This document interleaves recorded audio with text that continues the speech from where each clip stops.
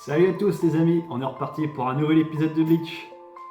Et cette fois c'est un épisode, cette fois ils sont tous intéressants, mais celui-là il est vraiment plus intéressant que les autres dans le sens où on apprend un truc vraiment pas mal et chouette. Donc c'est l'épisode 377, ou 11 hein, si on suit l'animé à partir du... Enfin vous avez compris. Donc il s'appelle Everything But the Rain. Je sais mon anglais est éclaté. Donc je sais plus trop ce que ça veut dire quand il arrête de pleuvoir, un truc comme ça, je sais plus, enfin bref. Attendez, je vais chercher la traduction, ça me dit un truc. Ah oui, sauf tout sauf la pluie, voilà, ça veut dire ça. Et la pluie c'est une thématique qui revient assez souvent, notamment dans le monde intérieur d'Ichigo, lorsqu'il parle à Zangetsu, ou lorsqu'il se fait défoncer par le roi des Quincy, ou par n'importe quel autre adversaire, il y a toujours la pluie, c'est une notion assez intéressante pour le coup. Mais bref. Alors du coup cet épisode il couvre le chapitre 528 jusqu'au chapitre 533, ce qui fait pas mal quand même. Hein. Et donc du coup ça va entièrement être tourné sur le passé d'Ichigo, plus précisément sur Masaki Kurosaki, je crois que ça s'appelle comme ça la mère d'Ichigo. Donc ouais, on va apprendre pas mal de choses intéressantes sur elle.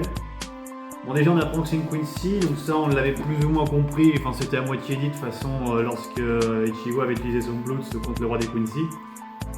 Voilà, donc on comprend maintenant pourquoi il a à la fois les pouvoirs d'un Shinigami et d'un Quincy, c'est parce que tout simplement il est la fusion et le produit des deux personnes, tout simplement. Donc du coup on en revient avec Oetsu et Renji qui discutent et qui disent de toute façon ils pouvaient pas réussir, c'était logique. Hein, Oetsu nous apprend qu'en plus, il sait où se trouvent précisément tous les Zanpakuto qu'il a créés, que ce soit la division 0, les Shinigami ou celui de Zaraki, bref, il connaît vraiment les Zanpakuto de tout le monde. Donc ce qui veut dire aussi, j'y viens juste d'y penser, qu'il connaît la position d'Aizen du coup. De toute façon, on la connaît comme il est en tôle, mais je veux dire, il la connaissait même pendant l'histoire des Arrancar et tout ça quoi. Donc voilà. Ça c'est intéressant, qu'il sache la position de tout le monde. Ça permet du coup de trouver directement des fautifs ou pas besoin de GPS ou quoi que ce soit, là pour le coup c'est intégré. Après oui, il nous explique pas trop pourquoi Ichigo du coup il pouvait pas trop réussir l'épreuve. Alors déjà un truc qu'on comprend assez vite, hein, c'est que le Zangetsu d'Ichigo, il l'a eu directement lorsque Rukia lui a filé ses pouvoirs. C'est pas un Azuchi qui l'a formé à partir de son âme et qui l'a combattu peu à peu avec. Non, c'est déjà un sabre qu'il a reçu comme ça, par Zanpakuto. Après on sait pas d'où il vient, de qui il est, etc. Même dans ce flashback là c'est pas encore montré, etc. Mais bon on se doute bien que c'est peut-être celui de son père ou celui de sa mère ou je sais pas quelle autre hypothèse je pourrais avancer. Mais ouais.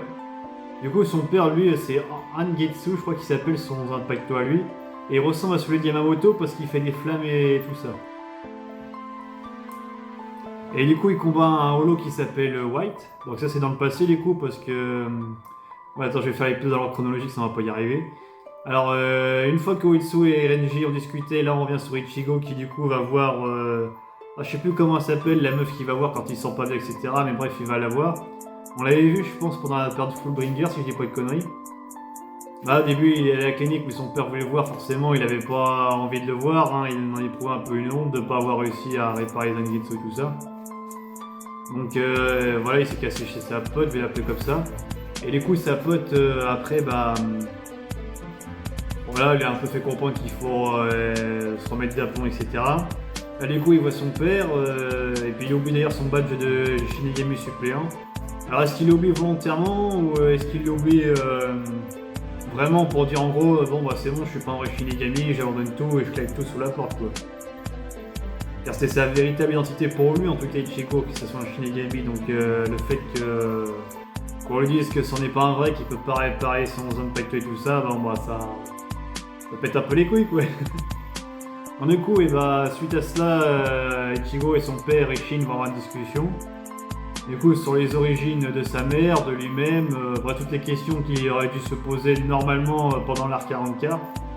Parce qu'Ichigo, à ce moment-là, avait dit non, vas-y, garde tes questions, on réglera ça plus tard, machin. Enfin voilà, là maintenant c'est le bon moment au moins.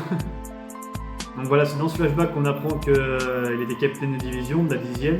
il avait je sais plus si son vice-capitaine c'était le gars qui contrôle Yorimaru, je sais plus comment il s'appelle là. Tobashia ou je sais plus, enfin bref, le gars qui contrôle Yorimaru, là, le dragon de glace. À cette époque-là, il était déjà pété et pas loin de devenir capitaine, donc c'était un peu son subordonné. Et puis du coup, il va affronter un holo tout seul en solo, Ishin, qui s'appelle White. Et on apprend que ce holo, c'est pas n'importe qui en fait, et c'est un holo qui a été créé à partir de Shinigami mort, et créé par Aizen du coup. Décidément, il est derrière toutes les combines Aizen, c'est un truc de fou. Donc voilà, il a créé White, qui est d'ailleurs très puissant. Il a un sacré cerveau, il a une intelligence quasi humaine, ou humaine voire. Il fait quasiment jeu égal avec un capitaine de division. Bon après au final c'est la mère d'Ichigo qui l'a buté. Parce qu'elle l'a tiré vers lui, du coup elle l'a mordu et puis elle l'a buté avec son arc de Quincy. Un peu trop facilement à mon goût d'ailleurs, mais bon. Et du coup on pense que les pouvoirs de White du coup se sont incrustés en la mère d'Ichigo et qu'après c'est comme ça que c'est devenu la mère à l'enfant le pouvoir quoi. Donc White c'est pas n'importe quoi comme nom déjà, c'est le nom un peu de l'entité de la personne qu'Ichigo combat dans son intérieur. Car vous savez on voit on voit le Zangetsu, et puis on voit le White, la copie d'Ichigo mais tout en blanc. Et aussi ça fait rappeler la transformation qu'il a eue face à son combat contre Ulquiorra du coup, dans le Komundo. Il ressemblait presque entièrement à White en fait. Que ce soit son cerveau, son physique, tout. Même la façon dont il crie, parce que ça c'est vraiment un cri bestial que j'adore franchement. Hyper stylé. Donc ouais. Donc après la rencontre avec White, et ben voilà, c'est comme ça que Kurosaki Masashi, je crois que ça s'appelle un truc comme ça, et puis Ishin se sont rencontrés, du coup un Shinigami et une Quincy. Donc du coup ça a beaucoup plu à la mère d'Ichigo que Ishin ne juge pas que ça soit une Quincy et qu'ils s'entendent bien. Donc voilà, ça c'est vraiment cool. On apprend aussi que le père d'Ishida,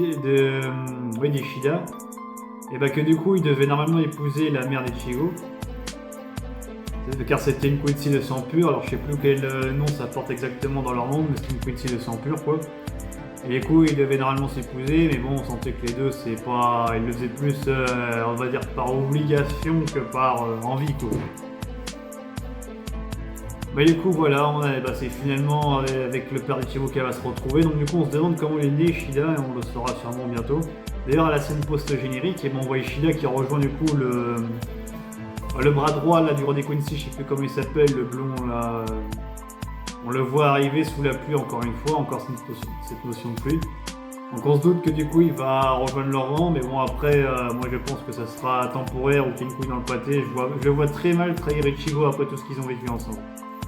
Non vraiment, je pense pas que ça va se passer comme ça. Mais voilà, donc ça a été un épisode assez riche en informations, en émotions. Après, c'est comme d'autres épisodes de Bleach, en fait, surtout celui-là en particulier, on se dit ah merde, c'est déjà fini, putain, j'aurais voulu avoir toute l'histoire d'une traite. Donc écoute, ce que j'ai compris, le prochain épisode, il adaptera le 12 et le 13 en même temps. Ou le 378 et 379 en un seul bloc. Et du coup, la première partie de cette série Thousand Year Blood War sera terminée, donc il y en aura 3 autres de ce que j'ai compris. Après quand, comment, j'en sais rien. Il y en aura 3 autres. Et je suppose que du coup on va terminer cette première partie sur le flashback intégral des parents d'Ichigo et puis surtout le commencement de l'entraînement d'Ichigo quoi. Au moins la réparation de Zangetsu. Parce que Oitsu a bien dit qu'il pouvait le réparer et qu'il ne voulait pas le réparer, c'est un peu ce qu'il a sous-entendu Oudi quoi. Donc je pense qu'une fois qu'il aura compris qu'il a des origines Quincy, à la fois Shinigami et tout ça, peut-être qu'il aura un autre entraînement avec les Azuchi ou peut-être qu'ils vont reprendre son ancien sabre et le développer d'une autre manière, enfin c'est un peu chelou mais... Et bref, on sent que c'est spécial avec Ichigo comme d'habitude de toute façon. Voilà. Je pense que je n'ai rien oublié. Non, ouais, hormis ça, c'est tout globalement, voilà. Bon, allez les amis, je vous dis à très bientôt pour une prochaine vidéo. Ciao!